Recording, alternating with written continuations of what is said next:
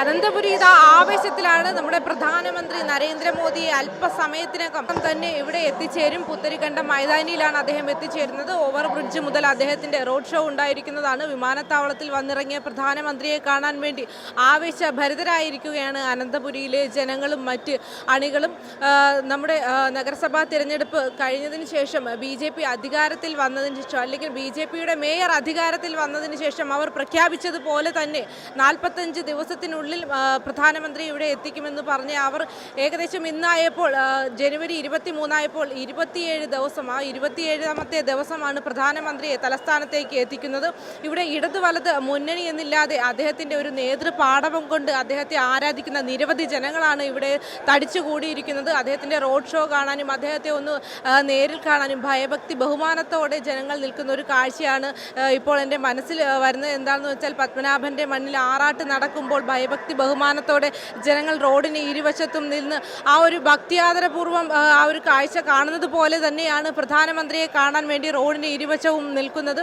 അദ്ദേഹത്തെ ഒരു ഭയഭക്തി ബഹുമാനത്തോടു കൂടി ഒന്ന് നേരിൽ കാണാൻ വേണ്ടി നിരവധി ജനങ്ങളാണ് തടിച്ചുകൂടിയിരിക്കുന്നത്. നമുക്കിവിടെ പറയേണ്ട ഒരു കാര്യം, പ്രധാനമായും പറയേണ്ട കാര്യം എന്താണെന്ന് വെച്ചാൽ ഇവിടെ ഒരു മുന്നണി വ്യത്യാസമില്ലാതെ, അല്ലെങ്കിൽ ഇടതെന്നോ വലതെന്നോ ഇല്ലാതെ അദ്ദേഹത്തിൻ്റെ വികസനത്തെ ആരാധിക്കുന്ന, അല്ലെങ്കിൽ അദ്ദേഹത്തിൻ്റെ ഒരു വികസന മാതൃകകളെ പിന്തുടരുന്ന നിരവധി ആൾക്കാരാണ് അദ്ദേഹത്തെ ഒന്ന് നേരിൽ കാണാൻ വേണ്ടിയിരിക്കുന്നത്.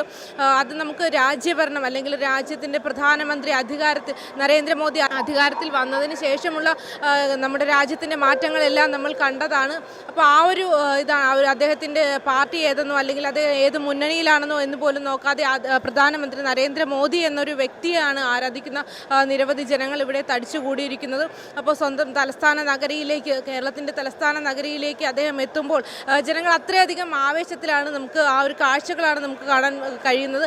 ആ അല്പനിമിഷത്തിനകം അദ്ദേഹം നമ്മുടെ ഈ ഒരു പുത്തരിക്കണ്ട മൈതാനിയിലേക്ക് വരുന്നതായിരിക്കും. അതിൻ്റെ ആവേശത്തിലാണ് ഈ ഒരു പൊതുജനങ്ങളെല്ലാം. അണികളും അങ്ങനെ തന്നെയാണ്. ഇപ്പോൾ അവർ പറഞ്ഞതുപോലെ അദ്ദേഹത്തിൻ്റെ ആ ഒരു വമ്പൻ പ്രഖ്യാപനത്തിന് വേണ്ടിയിട്ട് കാത്തിരിക്കുകയാണ് ജനങ്ങൾ. നിമിഷങ്ങൾക്കകമുള്ള അദ്ദേഹത്തിൻ്റെ ആ ഒരു വികസന രേഖ എന്തായിരിക്കും? അഹമ്മദാബാദിലെ പോലെ, ഗുജറാത്ത് പിടിച്ചതുപോലെ തലസ്ഥാനത്തെ ആ ഒരു വികസന രേഖയിലൂടെ നമ്മുടെ കേരളത്തെ പിടിക്കും. ഒരു ഡബിൾ എഞ്ചിൻ മാതൃക ഇവിടെയും കൊണ്ടുവരുമോ എന്നുള്ളതാണ് നമുക്ക് ആകാംക്ഷയോടെ കാത്തിരിക്കേണ്ടത്.